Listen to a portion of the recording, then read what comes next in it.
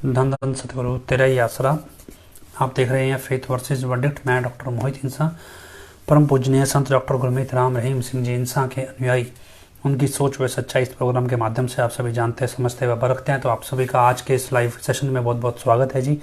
धन धन सतगुरु तेरा ही आसरा। और सासंगत जी, डकैतों से फिरौती और उसके बाद उसके कई सारे पहलू जो हैं वो हम उस पर चर्चा करेंगे। मसला ये इतना सिंपल नहीं है जितना लग रहा था। पहले हमें ये लग रहा था अभी शायद ये हनीप्रीत ने ही प्लान किया हो, और हालांकि अभी ये संभावना गई नहीं है कि हनीप्रीत ने ही प्रदीप कुमार को खुद को फिरौती देने के लिए एक स्क्रिप्ट के तहत प्लान किया और उसमें फेथ वर्सेस वर्डिक्ट को और मुझे मेरे जरिए फेथ वर्सेस वर्डिक्ट को फंसाने का षड्यंत्र रचा। ये एक पॉसिबिलिटी है, लेकिन इसके अलावा और पॉसिबिलिटीज़ भी हैं, क्योंकि दोबारा कल के दिन मतलब 10 तारीख को पूछताछ के लिए दोबारा मुझे बुलाया गया था। और उसके बाद जो चर्चाएं हुई और जो बातचीत पता चली और जिस तरह से भी चीज़ें निकल के सामने आई, उसमें कई अलग अलग पहलू दिखाई देते हैं। और क्योंकि पुलिस क्या है, पुलिस को ऐसा नहीं कि सिर्फ डेरा ही दिखता है, पुलिस को पूरा शहर दिखता है, पूरा स्टेट दिखता है, या अपने अपने ड्यूटीज़ अलग अलग दिखती हैं, लेकिन हम में सिर्फ डेरा दिखता है और हम सिर्फ डेरे से संबंधित चीज़ों को ज़्यादा बारीकी से देखते हैं। इसलिए हम इसको अपने नज़रिए से देखते हैं। पुलिस का नज़रिया पुलिस का अपना है, वो क्या देखती है क्या नहीं देखती है वो हमारा इशू नहीं है। लेकिन ये चीज़ इतनी सिंपल है नहीं जितनी सिंपल दिख रही है। प्रदीप कुमार उर्फ प्रदीप गोयल, डबवाली का रहने वाला, एक Facebook account user name password उसे कोई देता है या फिर वो खुद जनरेट करता है।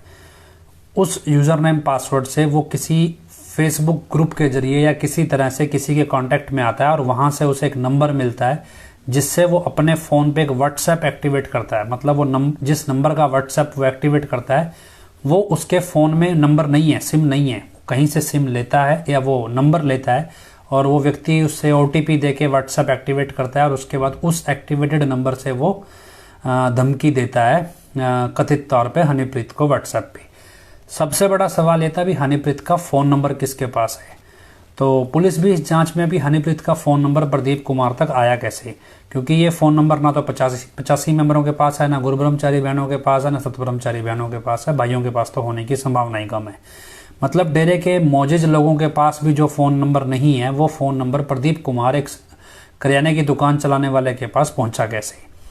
अब हम फ्लैशबैक में जाते हैं, बैकग्राउंड में जाके देखें तो भी 2017 में क्या क्या हुआ था क्या नहीं हुआ था। देखो, ये अलग बात है कि Pradeep Kumar faith versus verdict या मेरा नाम लेके ज़बरदस्ती हमें फंसाने की कोशिश कर रहा है, लेकिन क्योंकि उसके बयान में कोई भी चीज़ ऐसी नहीं है जो हमारे से जुड़ती हो, इसलिए पुलिस ने हमें क्लीन चिट दे दी है। बावजूद इसके हमें समझना चाहिए भी आखिर प्रदीप कुमार गलत है या उसके साथ गलत हो रहा है, या वो किसी का मोहरा है या नहीं, और है तो क्या वो हनीप्रीत का ही मोहरा है या किसी और का मोहरा है। अगर किसी और का है तो वो कौन है। इस सारी चीज़ों पे हम चर्चा आज विस्तार से करेंगे। 2017 25 अगस्त 2017 को दंगा हुआ पंचकुला में भी और सिरसा में भी, जो भी हुआ, और उसमें मास्टरमाइंड के तौर पे हनीप्रीत का नाम सामने आया। दंगे के जस्ट बाद हनीप्रीत फरार हो गई। लगभग 38 दिन वो फरार रहती है। जब वो फरार रहती है, उस फरार रहने के दौरान अचानक से एक दिन पुलिस सालासर राजस्थान, जहाँ ये हनुमान मंदिर है, तो सालासर राजस्थान के आसपास से प्रदीप कलेर कौन है? प्रदीप कलेर डेरे के राजनीतिक विंग का प्रबंधक है, राष्ट्रीय स्तर का। तो प्रदीप कलेर को गिरफ्तार करती है सालासर से।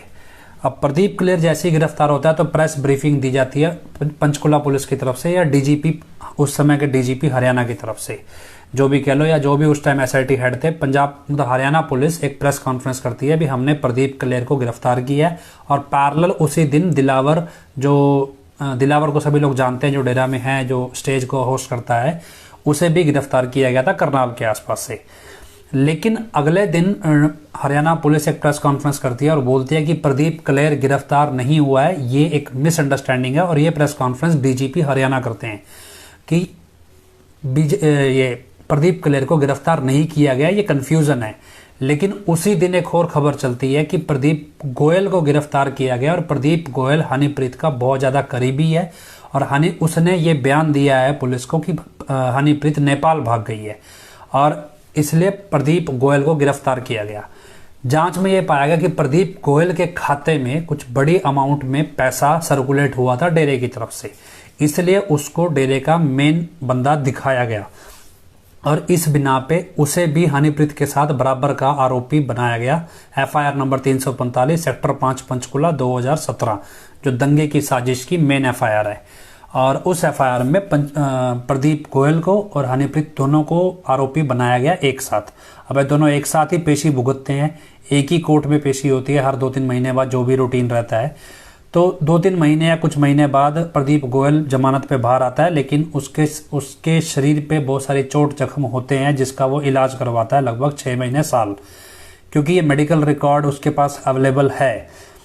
उसके बाद अचानक से एक दिन प्रदीप गोयल के नाम के इश्तेहार लगे मिलते हैं कहाँ पे, डेरा के अंदर, कि प्रदीप गोयल लापता है और वांटेड है। किस में? बरगाड़ी बेअदबी कांड में। और उस बेअदबी कांड के जो पुलिस ऑफिसर है उनके फ़ोन नंबर उस पैम्फलेट में या उस इश्तेहारी में लगे होते हैं। जब ये होता है तो डेरे की तरफ से जगजीत को आप जानते हो, जो पहले स्टेट सेक्रेटरी था, बाद में तथाकथित अपने आप को वो सीनियर वाइस प्रेसिडेंट डेरा सच्चा सौदा बताता रहा है। तो जगजीत ने प्रदीप गोयल को कहा भी तू आगे पीछे हो जा, पंजाब पुलिस तुझे पकड़ना चाहती है। तो प्रदीप गोयल फरार हो गया, फरार रहने लगा। फरार रहते रहते प्रदीप गोयल परेशान हो गया, उसका खर्चा चलना बंद हो गया और करते करते एक दिन वो भेष बदल के, क्योंकि हम फेसबुक पे एक्टिव थे, तो वो भेष बदल के एक दिन मेरे क्लिनिक पे आता है। करीब करीब सन 2019 है क्या आखिर में, या 19, इस तरह से कोई मुझे ध्यान नहीं, किसी सन में 19 या 20 में, 2019 या 20 में। तो वो आता है मेरे क्लिनिक पे और बोलता है भी इस तरह करके मुझे डेरे से बोला गया है भी फरार रहना है और ऐसे ऐसे करके पंजाब पुलिस में मैं वांटेड हूँ और मुझे प्रदीप क्लेर की जगह प्रदीप गोयल है। और क्योंकि आईडी में जो सरकारी कागजों में दोनों का नाम प्रदीप कुमार ही है, तो प्रदीप समझ के मुझे उठा रहे हैं। और ऐसे ही मेरे साथ पंचकुला में भी हुआ है। तो जब ये मसला हुआ तो पंजाब पुलिस में हमने जाके बातचीत की और बातचीत करके पता चला भी प्रदीप गोयल या प्रदीप जो भी ये प्रदीप है, इसकी तलाश पुलिस को नहीं है और पुलिस ने ये इश्तेहारी नहीं करवाई। ये इश्तेहारी किसने करवाई मालूम नहीं, लेकिन पुलिस ने इससे पल्ला झाड़ लिया। तो हमने प्रदीप गोयल से कहा भी एक बार जांच में अपनी आईडी लेके शामिल हो जाए ताकि हमेशा के लिए खतरा टल जाए। तो प्रदीप गोयल आनंद फानंद में जगजीत सिंह के पास वापस जाता है एडम ब्लॉक में और जगजीत सिंह को बोलता है भी तुम मुझे वैसे ही बेवकूफ़ बना रहे हो, जबकि मैंने पंजाब पुलिस में बात की है और पंजाब पुलिस कहती है कि मेरा नाम बरगाड़ी केस में नहीं है। और जब ये बात जगजीत सिंह को पता लगती है, जो जगजीत सिंह 2 मिनट अकेले में जाता है और वापस आके बोलता है भी बठिंडा एसएसपी से उसकी बात हो गई है और उसका नाम निकलवा दिया गया है। मतलब क्या है कि हम ये कह सकते हैं भी उस समय ये प्लानिंग चली जगजीत सिंह के एंड से प्रदीप क्लेर को बचाने के लिए, और कि प्रदीप गोयल को फंसा दिया जाए या उसका इनकाउंटर करवा दिया जाए या किसी तरह उसको प्रदीप क्लेर से रिप्लेस कर दिया जाए बरगाड़ी केस में भी, जिस तरह से पंचकुला केस में किया गया।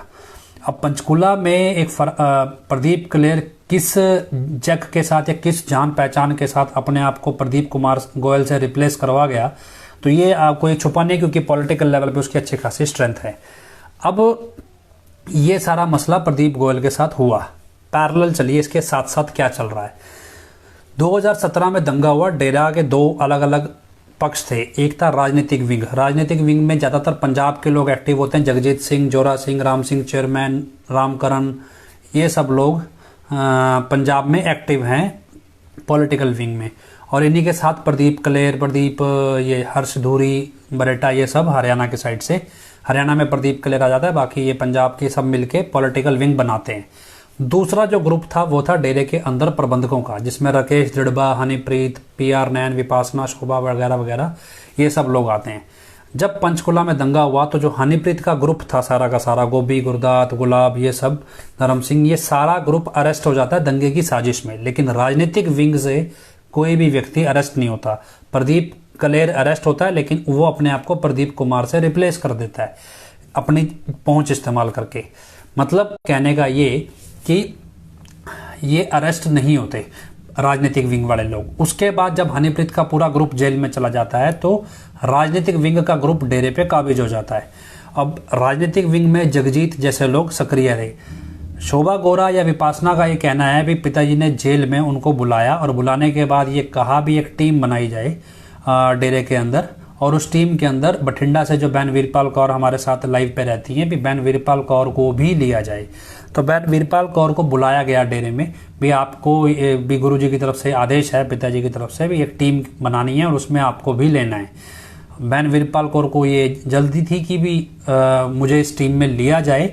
और जब मुझे इस टीम में लिया तो उन्होंने शोभा गोरा को बार बार कहना शुरू किया भी आप टीम क्यों नहीं बना रहे हैं। ये करीब करीब 4-5 महीने बाद की बात है पंचकुला दंगा होने के। लेकिन उसके बाद ये टीम बनती नहीं है और 2-3 महीने तक ऐसे चलता रहता है मसला। और उसके बाद अचानक से जगजीत की एंट्री होती है, वो फरार रहता है, गायब होता है। अचानक से जगजीत डेरे में आता है और अचानक से डेरा की जो विपासना या शोभा है ये कह देते हैं, घोषणा कर देते हैं कि पिताजी ने सारा जो कंट्रोल है वो जगजीत के हाथ में दे दिया है। मतलब पॉलिटिकल विंग पूरी तरह हावी होता है और उनका सरगना रहता है जगजीत। ये सबको मालूम है जगजीत अपने आप में गुरुगद्दी का लालची था, गुरुगद्दी हासिल करना चाहता था। और जगजीत की एक को पार्टनर है गुरचरण कौर। ये एक ग्रुप था जिसमें जगजीत सिंह गद्दी पे बैठना चाहता था और गुरचरण कौर डेरा की प्रबंधक बनना चाहती थी। ये एक ग्रुप चलता है पूरा। पॉलिटिकल विंग पंजाब से मोटिवेटेड है ज़्यादा, और क्योंकि इनमें ज़्यादातर मेंबर अकाली दल सपोर्टेड है, ये अकाली दल से सपोर्ट लेते हैं या अकाली दल को सपोर्ट करते हैं, कुछ भी कहें, तो ये ग्रुप चलता है पॉलिटिकल विंग का। 2018 पूरा निकल जाता है, 19 आधा निकल जाता है लगभग। उसके बाद हरियाणा का इलेक्शन आता है, दोबारा से भाजपा सरकार बन जाती है और हरियाणा का इलेक्शन आता है। अब क्योंकि पॉलिटिकल विंग का सेंट्रल लेवल पे भी भाजपा की तरफ ही रुझान रहता है, अकाली दल भाजपा गठबंधन होने की वजह से।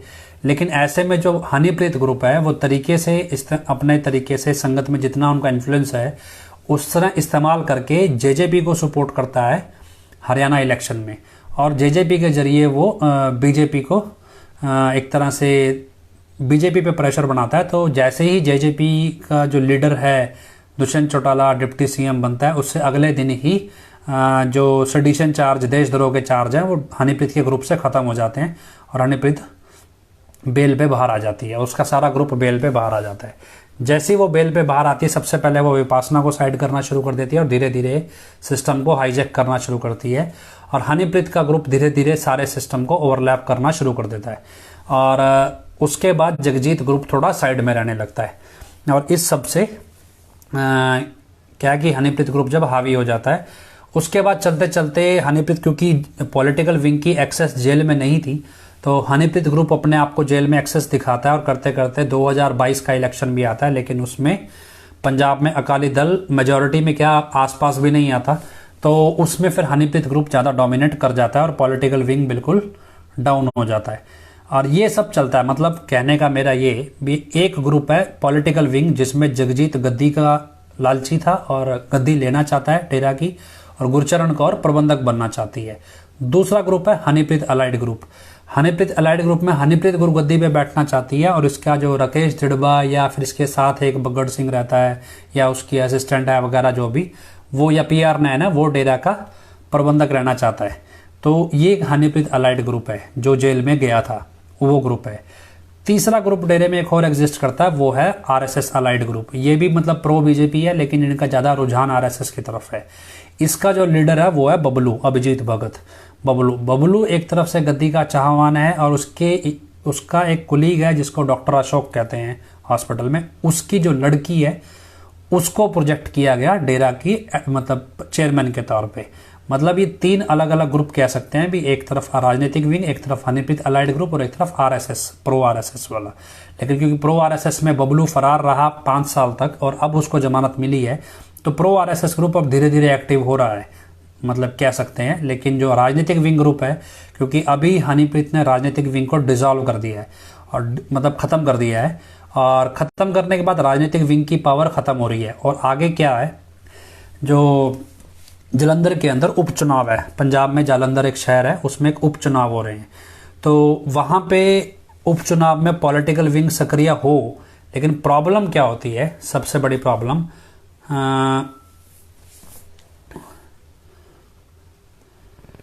प्रॉब्लम ये रहती है कि जो पॉलिटिक्स में क्या होता है, नेता पैसा फेंकते हैं वोट लेने के लिए कि हमें वोट मिल जाए, हमें वोट मिल जाए, तो ऐसे पैसा फेंकते हैं नेता।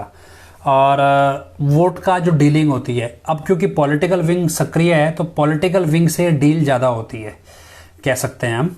और अब क्या है, क्योंकि पॉलिटिकल विंग डिसॉल्व हो गया तो ये डील अब हनीप्रीत ग्रुप करेगा वहाँ पे, और जो पैसा नेताओं से निकलता है या जो भी प्रत्याशी होते हैं वो पैसे की डील अब हनीप्रीत के थ्रू होगी। तो पॉलिटिकल विंग को जो इलेक्शन के अंदर पैसा मिलता था पॉलिटिशियन से वो खत्म होने लगा है उनके पास से। सेकंड क्या है कि डेरा जिस तरह से भी पिताजी की पैरोल करानी है या कोई ये केस लगाना है वो केस लगाना है, वकीलों के नाम पे करोड़ों अरबों मांगते रहते हैं, वो जो पैसा इकट्ठा होता था वो पैसे में इनकी बंदरबांट होती थी आपस में। लेकिन अब वो पैसा इकट्ठा होता है तो सिर्फ और सिर्फ हनीप्रीत तक सीमित रहता है, वो फैलता नहीं है, मतलब बंटता नहीं है, बंदरबांट नहीं होती है। धीरे धीरे सिस्टम इस तरह से आपने देखा होगा भी अचानक से आपके पास मैसेज आने लगे कि पैसा आपको डायरेक्ट डेरे में देना है, या डेरा जिसको भेजेगा डायरेक्ट देना है, 45 मेंबरों या 85 मेंबरों को नहीं देना। इसके अलावा आपके पास मैसेज आ रहे होंगे भी इंश्योरेंस कंपनी का आपने बीमा कराना है, और बीमा आप खुद नहीं करवाना चाहते तो किसी गरीब का करवा दीजिए। मतलब वो फ्रॉड कंपनी है, एक तरह से पैसा हजम करना है उसका भी।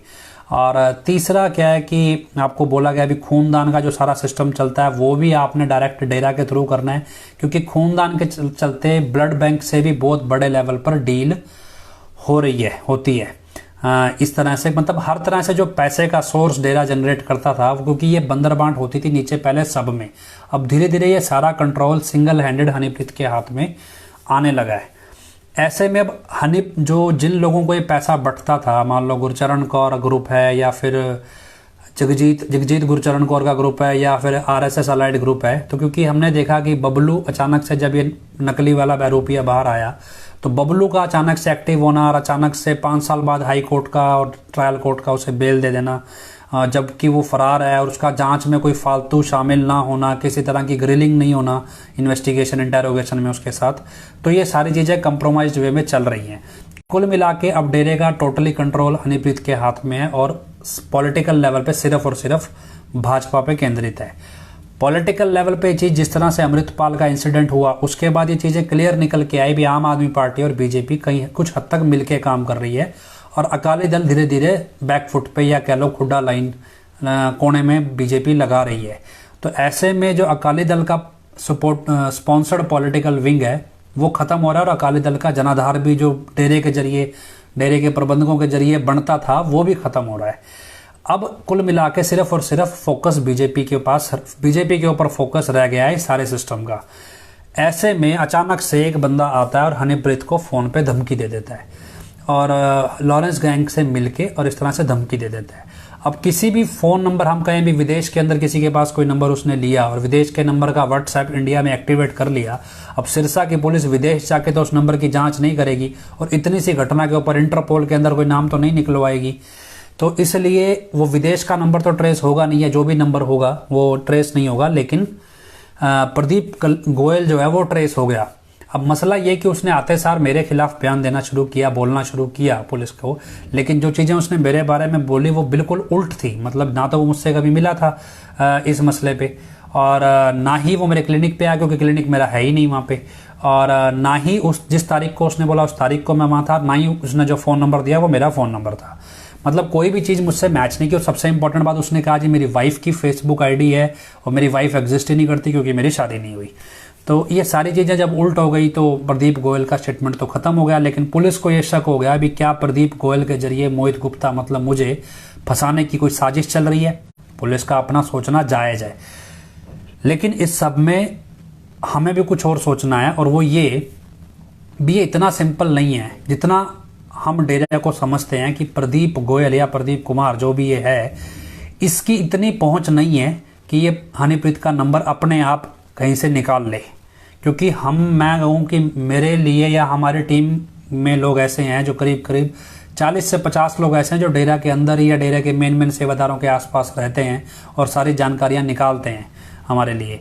तो वो उनके किसी के पास भी हनीप्रीत के नंबर की एक्सेस नहीं है, जबकि हम डेरे के मेन लोगों तक भी अपनी पकड़ रखते हैं, मतलब इन्फॉर्मेशन निकालने के लिए। बावजूद इसके हमारी एक्सेस नहीं है कि हमारे पास हनीप्रीत का नंबर आ जाए, लेकिन प्रदीप कुमार के पास नंबर आ जाना ये एक बड़ा सिग्निफिकेंट बात थी, और इस बात का जवाब पुलिस को वो दे नहीं रहा है भी उसको हनीप्रीत का नंबर कहाँ से मिला, जैसा कि अखबार में छपा है और हमने एक न्यूज़ कटिंग आपको शेयर भी की है। अब इस सारे मसले के बाद आगे चलिए। अब समाज में एक सेंस बन गया है भी हनीप्रीत को फिरौती मांगी गई है 50 लाख की लॉरेंस गैंग का गुर्गा बन के। मतलब लॉरेंस गैंग एक गैंगस्टर गैंग है गैंगस्टरों का, और लॉरेंस बिश्नोई का एक इंटरव्यू भी आया था अभी। तो ऐसे उस गैंग का मतलब छवि इतनी खतरनाक है भी उसका नाम ले दो बंदा वैसे डर जाता है। अब क्या अगर हम ये कहें भी हनीप्रीत ने ये सब कुछ प्लान किया था, तो हनीप्रीत अगर वास्तव में मुझे फंसाने का प्लान करती तो उसके पास ये सारी गलत जानकारियां प्रदीप कुमार के पास नहीं होती, कुछ जानकारी तो सही भी होती। हो सकता है भी भगवान ने मती मार दी हो, या फिर कह लो भी उसको जो स्क्रिप्ट याद कराई गई हो वो नशे में हो उस टाइम, क्योंकि नशा करने लग गया था। तो ये सारी चीज़ें हो सकती हैं भी हनीप्रीत ने उसको सिखाई तो हूँ या हनीप्रीत की किसी टीम मेंबर ने, लेकिन हो सकता है उस समय वो नशे में हो और इतना ढंग से ना सीख सका हो, या फिर क्या लो अभी ईश्वर हमारे पे ज़्यादा कृपालु है कि वो अनाप शनाप बोलने लगा है वहाँ पे, और वो जो बोल ही नहीं पा रहा जो उसे स्क्रिप्ट में सिखाया गया था। तो ये सारी चीज़ें, या फिर कह सकते हैं अभी हनीप्रीत की टीम ने होमवर्क नहीं किया ये जानने के लिए भी मोहित का हमारा जो स्टैंड है इस टाइम कहाँ पे है और क्या हमारा स्टेटस है, प्रेजेंट स्टेटस मेरा। तो ये सारी चीज़ें हो सकता है उन्होंने ना एक्सप्लोर की और एक कच्चा आदमी उतार दिया हो इस सब में।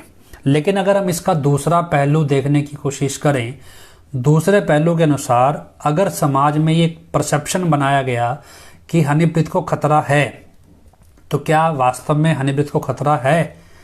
हो सकता है भी जिस तरह का भी ये निकल के आया भी प्रदीप गोयल के ऊपर कर्जा है, हो सकता है भी प्रदीप गोयल को ये कहा गया हो भी तेरा कर्जा उतार दिया जाएगा, या उसको पैसा दिया गया हो कर्जा उतारने के लिए, बदले में उसे कहा गया हो भी उसे ये काम करना है, क्योंकि जो काम उसने किया है इस काम के बदले में वो ज़्यादा से ज़्यादा 1 महीना, ज़्यादा से ज़्यादा 2 महीना, और या फिर हो सकता है कोर्ट उसे वार्निंग दे के ही बरी कर दे। ये कोई बड़ी बात नहीं है, लेकिन क्योंकि इतना लंबा टाइम वो जेल में रहेगा नहीं, और अगर 2 महीने जेल में रहने के बदले में उसका कर्जा उतर जाता है या उसको कुछ लाखों रुपया मिल जाता है, तो उसके लिए बड़ी शॉर्ट डील है भी 4 दिन पुलिस की मार ही खानी है, इससे ज़्यादा कुछ नहीं है। और ये क्योंकि वो पुलिस की मार पंचकुला में बहुत हद तक खा चुका है, और यहाँ सिरसा सीआईए तो बहुत छोटे लेवल पे, वहाँ तो पूरी एसआईटी लगी थी जो प्रॉपर एक डीसीपी या कह लो भी कमिश्नर लेवल पे कंट्रोल चल रहा था, उस लेवल की टीम काम कर रही थी। तो उस समय उसके साथ जो फिजिकल टॉर्चर है वो ज़्यादा हुआ था, तो वो इस चीज़ से यूज टू है, इसलिए वो अपने बयान में कुछ बोल नहीं रहा है, कुछ मार खा के भी या कह लो टॉर्चर या इंटरोगेशन में कुछ भी उगल नहीं रहा है। मतलब उनका कहना है भी ये स्ट्रिक्ट है, रिजिड है, या फिर ये शातिर है। ऑब्वियसली जो वो कर रहा है वो एक शातिराना काम है, वो एक मतलब दिमाग संतुलन बिगड़े हुए व्यक्ति का काम नहीं है, वो एक शातिराना दिमाग का काम है जहां वो बोल नहीं रहा है, अधूरी इन्फॉर्मेशन दे रहा है। और एक कैलकुलेटेड इन्फॉर्मेशन देने का मतलब यह है कि वो उसका दिमाग सही काम कर रहा है और वो जानबूझ के उतनी इन्फॉर्मेशन दे रहा है जितनी पुलिस को वो देना चाहता है। अब ऐसे में अगर हम ये सोचें भी जिस तरह से हनीप्रीत ने बाकी ग्रुप्स का जो वर्चस्व है डेरे में ख़त्म किया, तो क्या वो अपना वर्चस्व गेन करने के लिए हनीप्रीत के लिए थ्रेट जनरेट कर रहे हैं? क्योंकि यही पैटर्न ये पिताजी के साथ भी अपनाते रहे हैं। पिताजी के साथ पैटर्न क्या था? पिताजी के साथ इस तरह से ही एक फर्जी थ्रेट जनरेट होते थे, और उसके बाद उस थ्रेट को जनरेट करने के बाद बहुत सारे लोग सिक्योरिटी के नाम पे रख लिए जाते और फिर उन लोगों से गलत काम भी करवाए जाते, जैसे कोई नशा ट्रांसफर करना है, काफिले की गाड़ियों में कोई सामान सप्लाई करना है, ये सब काम सिक्योरिटी वाले लोग आमतौर पे करते थे। ये कोई बड़ी बात नहीं है। तो हो सकता है भी हनीप्रीत को थ्रेट जनरेट करके हनीप्रीत के इर्द गिर्द वाला ग्रुप या हनीप्रीत के ही करीबी जो रहने वाले लोग हैं जिनके हाथ से वो माया फिसल रही है, और जो जितना भी लगभग हम ऑन एन एवरेज 1 से 1.5 करोड़ रुपया डेली कैश ब्लैक का डेरे के अंदर आता है, और ये किस तरह से आगे जाके अलग अलग खातों के जरिए बट जाता है या कहाँ कहाँ पहुँचता है हवाले के जरिए, वो सब जानकारियाँ हाँ इनकम टैक्स के पास या जो भी ईडी वगैरह होते हैं इन सबके पास ऑलरेडी हैं, ऐसा नहीं है कि नहीं है, और इवन हमारे पास भी हैं, और छोड़िए किसी के पास हो ना हो। मतलब हमें भी ये जानकारी है भी हर रोज का 1 से 1.5 करोड़ रुपया कैश किस तरह हवाले के जरिए जगह जगह पहुंचाया जाता है, और किस तरह ये विदेशों में जाके कनाडा जैसे देशों में, अमेरिका, जर्मनी, इटली जैसे देशों में इन्वेस्ट हो रहा है, हवाले के जरिए ये पैसा कैसे पहुंच रहा है, और किस तरह से इन पैसों से इनको स्टॉक करने के लिए पैसे के बदले में 10-10 किलो की सोने की ईंटें खरीदी जाती हैं और उसको स्टॉक किया जाता है। मतलब कुल मिला के ये एक प्रॉपर नेक्सस है, बिजनेस मॉडल है। इस बिजनेस मॉडल में जो जगजीत वाला ग्रुप है, जगजीत गुरचरण कौर वाला ग्रुप, ये ग्रुप पिछड़ गया है बहुत ज़्यादा, और जब ये बहुत ज़्यादा पिछड़ गया है क्योंकि इनका कनेक्शन पॉलिटिकल अच्छा खासा है, तो पॉसिबली ये भी एक थ्रेट जनरेट करवा रहे हूँ। अब फ्यूचर क्या है, क्या हनीप्रीत को पुलिस प्रोटेक्शन देगी और क्या हनीप्रीत प्रोटेक्शन लेगी? अगर हनीप्रीत को पुलिस प्रोटेक्शन ऑफर करती है कि 2 कांस्टेबल या 2 गनमैन उसे दे भी दिए जाएं, और अगर वो प्रोटेक्शन लेने से मना कर दे, तो ये मान सकते हैं भी ये प्लान हनीप्रीत का ही है, क्योंकि हनीप्रीत प्रोटेक्शन इसलिए नहीं ले सकती क्योंकि उसके जितने भी काम है वो गैर कानूनी है। इसलिए अगर वो प्रोटेक्शन लेगी सरकारी, तो सरकारी पुलिस वाले तो एक तरह से इन्फॉर्मर भी बन जाएंगे सरकार के, तो वो प्रोटेक्शन शायद ना ले। अब वो प्राइवेट प्रोटेक्शन लेगी तो किसकी प्राइवेट प्रोटेक्शन लेगी, ये एक अलग सवाल है कि वो प्राइवेट प्रोटेक्शन किसकी लेगी, आउटसोर्स करेगी या डेरे में जो प्रीतम सिंह है, जो मेन प्राइवेट सिक्योरिटी इंचार्ज था डेरे के अंदर, उससे उसकी प्रोटेक्शन लेगी। ये 2 अलग सवाल हैं। या प्रोटेक्शन लेगी ही नहीं। अगर हनीप्रीत प्रोटेक्शन नहीं मांगती तो ये संभावना ज्यादा है भी हनीप्रीत ही ये सब कुछ करवा रही है, पब्लिसिटी स्टंट है, या फिर हमें फंसाने के लिए सब कुछ कर रही है।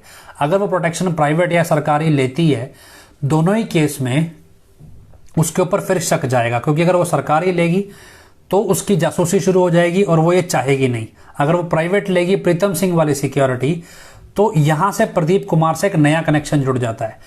2022 मार्च में प्रदीप कुमार के पीछे प्रीतम सिंह अपने 5-7 लड़कों के साथ, उसके जो ग्रुप के सिक्योरिटी वाले लड़के हैं उसके साथ, प्रीतम सिंह प्रदीप कुमार पे हमला करने के लिए दौड़ता है गाड़ी लेके उसके पीछे।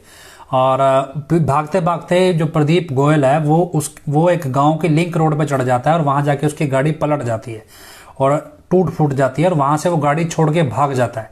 भाग के वो फेसबुक से हमारा नंबर निकालता है और हमें कांटेक्ट करता है कि मुझे बचाओ, प्रीतम सिंह मुझे मारना चाहता है। मैं खुद उसे सिरसा पुलिस थाने में लेके जाता हूं और उसकी शिकायत दर्ज करवाता हूं। उसके बाद महाशा 45 मेंबर इसको पैचअप कराने के लिए आता है और ये मामला पैचअप हो जाता है, पुलिस में आगे प्रोसीड नहीं करता और यहां तक ये काम हो जाता है। मतलब ये कि प्रीतम सिंह मारना चाहता था प्रदीप गोयल को, क्यों? और अगर प्रीतम सिंह ही प्राइवेट सिक्योरिटी इंचार्ज है फिलहाल मौके पे डेरे का, और इसके साथ एक खरड़वाल नाम का व्यक्ति, ये दोनों ही इंचार्ज हैं इस टाइम पर, हनीप्रीत के सबसे खास हैं, तो क्या हनीप्रीत प्रदीप गोयल को मरवाना चाहती थी? और अगर हनीप्रीत प्रदीप गोयल को मरवाना चाहती तो फिर वो प्रदीप गोयल उसी का गुर्गा कैसे बना हुआ है? ये बड़ी कंफ्यूजन है। और ये पुलिस के लेवल पे भी कल ये डिस्कशन, जैसे भी मुझसे पूछा जा रहा था या जो मेरा स्टेटमेंट लिखा जा रहा था, उस सब में चीजें उनके लिए भी बड़ी कंफ्यूजन है। भी एक तरफ प्रदीप गोयल का जो सेंस है वो हनीप्रीत से दुश्मनी का निकलता है, और दूसरी तरफ प्रदीप गोयल का जो सेंस 2017 से पहले का है वो हनीप्रीत से दोस्ती का निकलता है। और इस सब में डेरा का ही एक 45 या 85 मेंबर इंपॉर्टेंट महाशा प्रदीप गोयल से दोस्ती भी रखता है और प्रदीप गोयल का सारा इलाज भी करवाता है, उसकी गाड़ी भी रिपेयर कराता है और इस सारे मामले को पैचअप भी करता है। तो ये सारा सिस्टम है क्या? इस सिस्टम को समझने के लिए आपको समझना है कि डेरे का एक क्राइम का पैटर्न है। इस पैटर्न पे बहुत सारे ब्रह्मचारियों की हत्या हुई है, बहुत सारे ब्रह्मचारी संदिग्ध तौर पे गायब हुए हैं। उदाहरण के तौर पे आपको 2-3 ब्रह्मचारियों का बताता हूँ। सन 2005-6 के आसपास एक दिनेश नाम का सतब्रह्मचारी था मलोट से, उसे राजू मलोट भी कहते थे, राजू मलोट वाले का। तो वो एक ब्रह्मचारी था, वो डेरे में बहुत इंपॉर्टेंट रोल प्ले करता था। वो सारे अकाउंट्स का हिसाब किताब रखता था, क्योंकि डेरा चंदा नहीं लेता, तो वो एक ईमानदारी से डेरे की जो एक्चुअल इनकम थी उसका हिसाब किताब रखता था। तो अक्सर पिताजी के साथ उसकी डिस्कशन इस बात पर रहती थी कि नए तरीके से क्या कोई बिजनेस करके किसी तरह पैसा कमाया जा सकता है या नहीं। ऐसे में क्योंकि क्राइसिस बहुत रहता था डेरे के ट्रस्ट को खासतौर पर रन करने के लिए, तो वो इस चीज पे मेहनत करता था। एक दिन अचानक से उसके हाथ कोई ऐसे कागजात लगे जिसमें उसने देखा कि बहुत सारे बड़ी अमाउंट में पैसा घूम रहा है, लेकिन ये जानकारी उसको नहीं है। वो ये जानकारी लेके हजूर पिता के पास गया भी बहुत सारे अमाउंट में पैसा घूम रहा है और बहुत सारे रिकॉर्ड्स ऐसे मिले हैं, और उसने वो रिकॉर्ड कंप्यूटर में चढ़ा लिए अपने। और उसके बाद वो पिता के पास गया कि भी बहुत सारे रिकॉर्ड्स ऐसे मिले हैं और ये इतना पैसा कहाँ से आ रहा है और कहाँ जा रहा है मालूम नहीं है। जब ये रिकॉर्ड्स पिताजी ने कहा भी इस रिकॉर्ड का जो भी डाटा तैयार करे और वो उसके बाद प्रॉपर तरीके से प्रस्तुत करे। उसके बाद वो क्या करता है, वो वापस जाके गोबीराम जैसे लोग होते हैं उनसे बातचीत करता है और सारा हिसाब किताब बनाने लगता है, क्योंकि गोबीराम उस टाइम पे इंद्रसेन बाबूजी और इनका सबका असिस्टेंट रहा होता था। गोबीराम क्योंकि हनीप्रीत ग्रुप या राकेश दिड़बा ग्रुप का व्यक्ति है, तो उस समय अचानक से क्या होता है भी उसका कंप्यूटर जला दिया जाता है जो राजू मलोट का, और उसके बाद धीरे धीरे वो मानसिक तौर पे परेशान रहने लगता है भी मैं वो डाटा कलेक्ट कर नहीं पाया। और अचानक से एक दिन वो इतना परेशान हो जाता है कि वो डेरे से चला जाता है अपने घर पे, मानसिक तौर पे परेशान इतना होता है। फिर क्या होता है, अभी कुछ लोग हैं जो राजू मलोट से दोस्ती करते हैं और बोलते हैं भी तेरी हमने सारे सबूत जुटा लिए हैं और ये बात हम तेरे को पिताजी से मिलवा देंगे और ये सारा कुछ करवा देंगे, हमारे पास आ जा। तो एक दिन अचानक से वो बिना किसी को बताए जेब में 50 रुपया लिए पैदल निकल जाता है घर से और फिर वो कभी लौट के नहीं आता।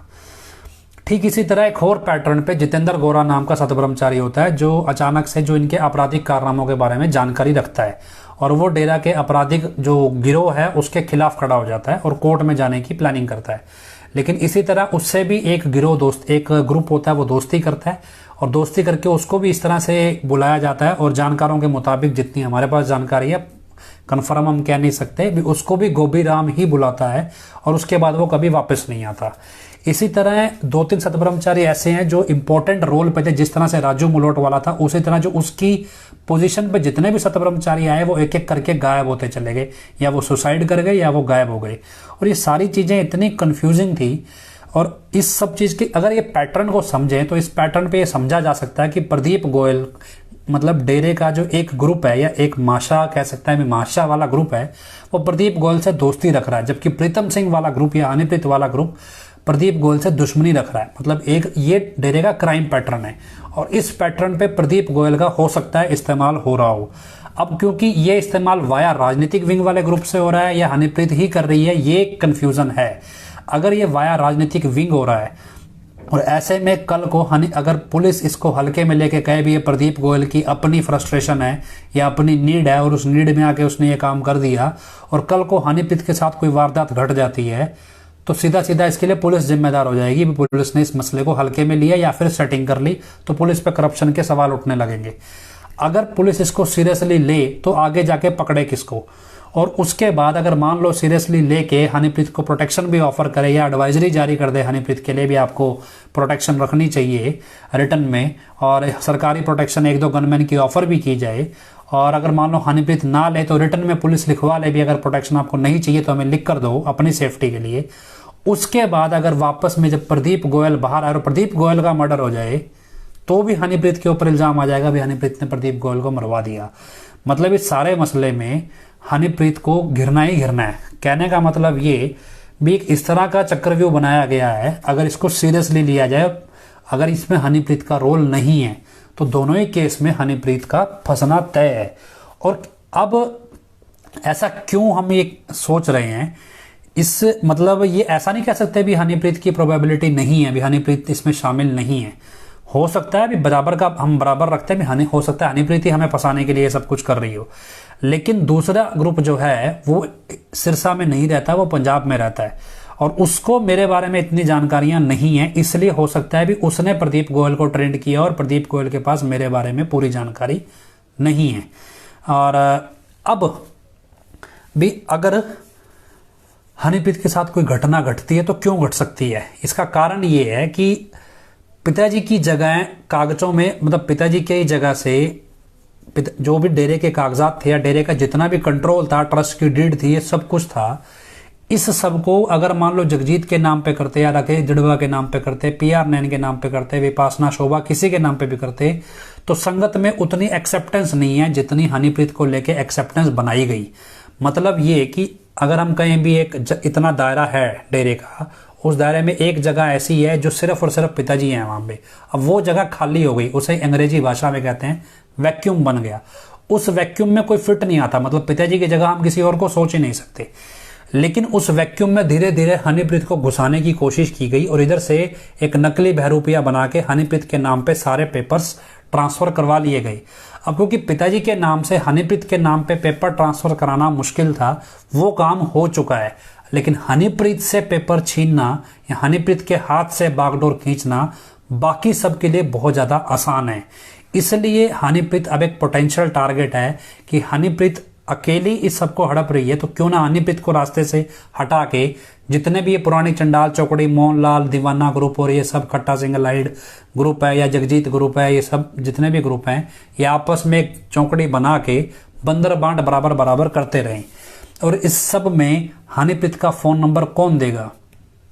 हमारा जो डाउट है वो सारा डाउट जाता है राकेश दिड़बा पे, क्योंकि इस सारी प्लानिंग्स का जो मास्टर, जो कंट्रोलर है, जो ऑलरेडी इस तरह की प्लानिंग्स करता रहा है कि पिताजी को लेके फेक थ्रेट जनरेट करना, सिक्योरिटी वालों को बढ़ाना और फिर अपने तरीके से क्राइम को अंजाम देना और क्रिमिनल सिंडिकेट बनाना, ये सारा काम राकेश दिड़बा बहुत बखूबी जानता है। तो हम ये मान सकते हैं कि हनीप्रीत के इर्द गिर्द रहने वाला है तो राकेश दिड़बा या ही कोई ऐसा आदमी जो प्रॉपर पॉलिटिकल विंग के संपर्क में है, वो ये प्लानिंग कर रहा है, भी एक थ्रेट जनरेट कर रहा है और उसके बाद हो सकता है भी हनीप्रीत के साथ कल को कोई घटना घटे। तो पॉसिबली हो सकता है पुलिस हनीप्रीत को प्रोटेक्शन ऑफर करे, प्राइवेट या सरकारी या एडवाइजरी जारी करे, और एक तरह से ये भी हो सकता है भी हनीप्रीत को ही जांच में शामिल करे, भी वो ये बताए भी हनीप्रीत किस किस व्यक्ति से फ़ोन पे कांटेक्ट में रहती है और फिर उस सारे बंदों का डाटा निकाला जाए। और ऐसे में अगर हनीप्रीत को ही पुलिस जांच में बुला लेगी तो बहुत सारे मसले नए सिरे से खुल सकते हैं। अब वो क्या होंगे पता नहीं, लेकिन हाल फिलहाल प्रदीप गोयल से कोई नई जानकारी अब तो निकल नहीं रही है, तो होगा क्या आगे ये देखना है इस मसले में। लेकिन इस सारी चीज़ों को आपको समझना पड़ेगा भी ये डेरे के अंदर इंटरनल साजिशें आम तौर पे होती रही हैं, क्योंकि पिताजी के एंड पे तो बहुत सारी संगत थी, पिताजी संत हैं, बहुत जानी जान है और पिताजी की अपनी आध्यात्मिक शक्तियाँ हैं, लेकिन हनीप्रीत के पास ये सब कुछ है ही नहीं।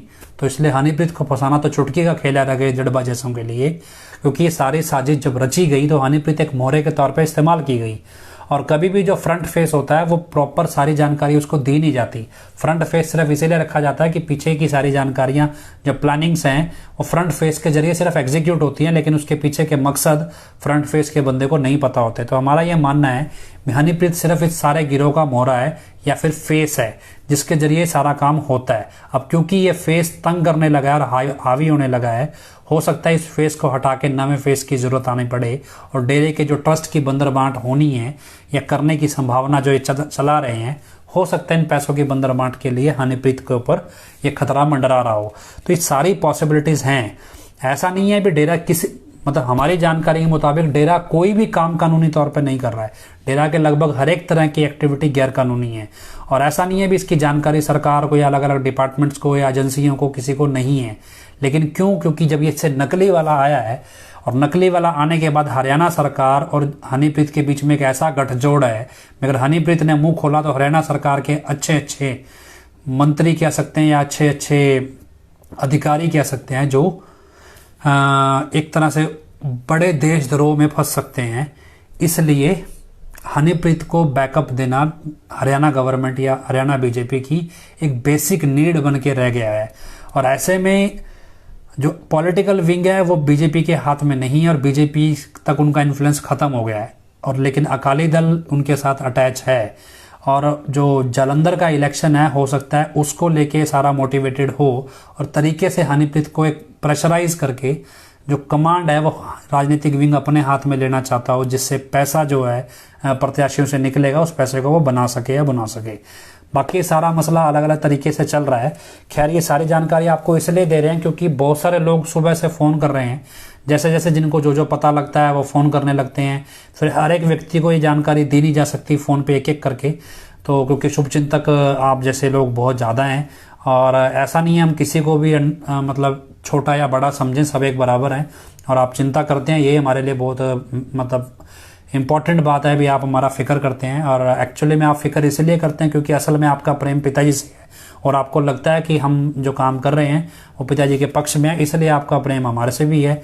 और प्रीतम सिंह कौन है? प्रीतम सिंह एक पिताजी का पर्सनल सिक्योरिटी ऑफिसर था। आपने देखा हो पिताजी के साथ एक सफ़ेद कोट वाले 3 आदमी घूमते थे, एक अमरीक सिंह, एक प्रीतम सिंह और एक महावीर सिंह। तो अमरीक सिंह तो फरार है मोड़ मंडी बम ब्लास्ट केस में, महावीर सिंह अलग था, कमांडो था एक अलग था, लेकिन प्रीतम सिंह था जो लगभग गोगल्स पहनता था काले, बढ़िया फैंसी गोगल्स, कमांडो था एक, तो वो ब्लैक वाइट कोट वाला व्यक्ति, तो वो प्रीतम सिंह है। होगा तो एक फ़ोटो शायद आपको दे देंगे। ये सारा मसला जो भी है ये मैं आपने इसलिए समझाया भी, आप अलग अलग व्यक्ति फ़ोन करके पूछते हैं तो फ़ोन पे सारी जानकारियाँ समझाई नहीं जा सकती हर एक व्यक्ति को। तो लेकिन इस सब में आपको सावधान इसलिए रहना है क्योंकि ये इनका आपसी झगड़ा है। एडम ब्लॉक के अंदर डेरे के जो ग्रुप बने हुए हैं इन सब का आपसी झगड़ा है और इस झगड़े में सारा रेस किस चीज़ का है? जो संगत से पैसा लूटा जाता है वो पैसा मोना है जी, प्रदीप सिंह प्रीतम सिंह सरदार नहीं है वो। तो सिंह है कि नहीं है पता नहीं, प्रीतम तो नाम उसका है, सिंह शायद ना भी हो, कोई और सरनेम हो, इतनी जानकारी नहीं है। तो जो पैसा संगत से लूटा जाता है, इस पैसे की बंदरबांट प्रॉपर हो, इस सब की रेस है भी डेरा जो संगत से पैसा निकालता है वो बटेगा कैसे। और इसके लिए क्योंकि हनीप्रीत अब उस पैसे पे कुंडली मार के बैठ गई है, लेकिन बाकी सबसे वो पैसा उन तक जाने नहीं दे रही, इसलिए कोशिश चल रही है भी अब ये सारा पैसा हनीप्रीत से छीना कैसे जाए। मतलब ये संभावना है, लेकिन इस संभावना से इनकार नहीं किया जा सकता कि हमें फंसाने के लिए हनीप्रीत के ही ग्रुप के किसी व्यक्ति ने प्रदीप गोयल को ट्रेंड किया हो और प्रदीप गोयल के घाटे को पूरा करने के लिए इस्तेमाल किया गया हो।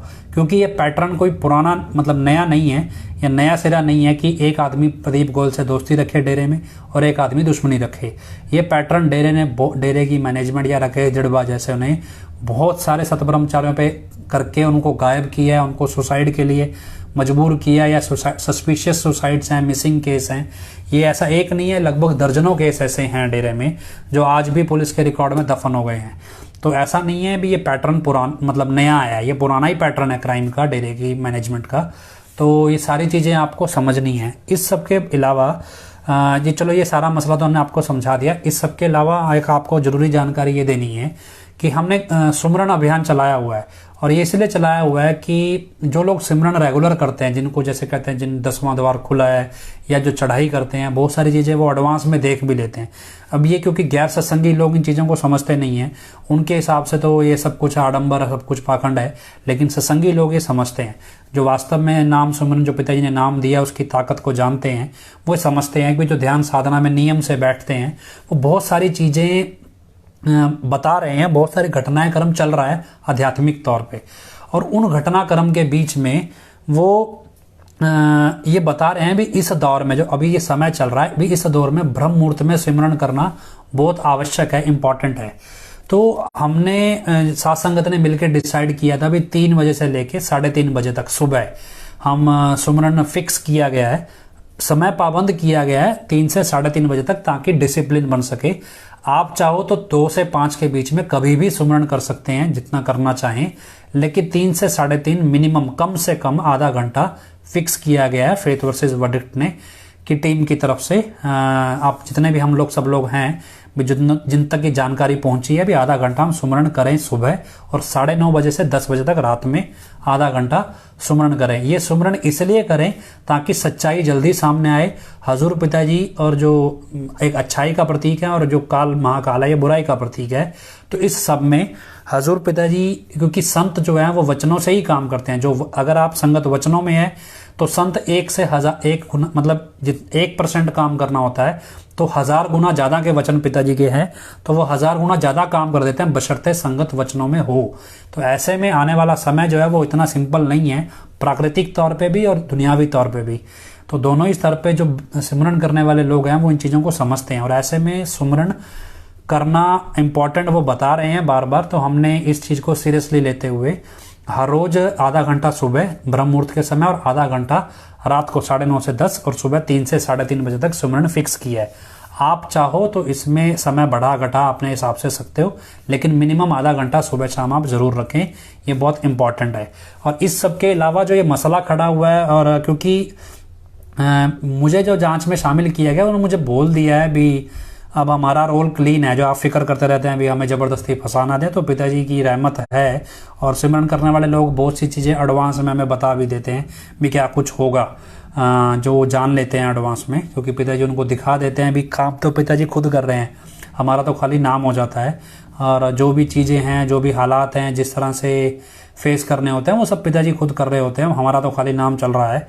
और क्योंकि ये चीज़ें पिताजी दिखा रहे हैं सुमरन करने वाले को कि पिताजी खुद कैसे काम कर रहे हैं, इसलिए हमें कहीं कन्फ्यूज़न नहीं है अभी पिताजी इसमें काम नहीं कर रहे हैं, तो पिताजी खुद ही सब कुछ कर रहे हैं। बाकी आप लोगों का सहयोग सबका अच्छे से रहता है, और बहुत से लोग फ़ोन करते हैं, तो एटलीस्ट इस मसले पे आप फ़ोन ना करें। मुझे पूरा भरोसा है भी आप सब लोग हमारे साथ हैं, लेकिन एक एक फ़ोन उठाया नहीं जा सकता, बार बार फ़ोन काटते हैं तो आपको भी बुरा लगेगा।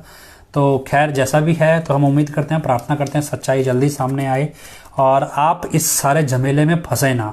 अपनी किसी भी ग्रुप के साथ अटैच मत हो, चाहे वो राजनीतिक विंग वाला ग्रुप है, चाहे वो एडम ब्लॉक वाला ग्रुप है, चाहे वो आरएसएस अलाइड बबलू ग्रुप है, क्योंकि काम सभी गैर कानूनी कर रहे हैं, ये डेफिनेटिव है। बस ये है कि कई बार कोई केस हाईलाइटेड होता है तो पुलिस इसमें एक्टिव होती है, तो पुलिस को कुछ चीज़ें पता चलती हैं। अपने आप से पुलिस संज्ञान बहुत कम लेती है, वो तभी लेती है जब कुछ ज़्यादा ही पंगा हो जाए। लेकिन इस स्टेज पे हमें लगता है कि हमें कहीं इंटरफेयर करने की ज़रूरत नहीं है, इनकी आपसी लड़ाई है, अपने आप निपटा लेंगे। तो खैर हम उम्मीद करते हैं सच्चाई सामने आए, प्रार्थना करते हैं कि अमन शांति रहे, भाईचारा रहे, सब आपस में प्रेम से रहें और जितनी बुराइयां, ठगी, बेईमानी है सब खत्म हो जाए। इस आशा के साथ आप सबने नारा लगाना है, धन धन सतगुरु तेरा ही आसरा।